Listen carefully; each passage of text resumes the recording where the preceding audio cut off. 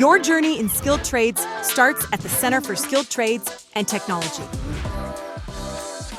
I typically describe our program as taking you through the complete realm of woodworking equipment, from hand tools to portable power tools, standard machinery to computerized equipment. We have a 3-semester industrial woodworking diploma, and we have a 2-semester furniture and cabinet making certificate.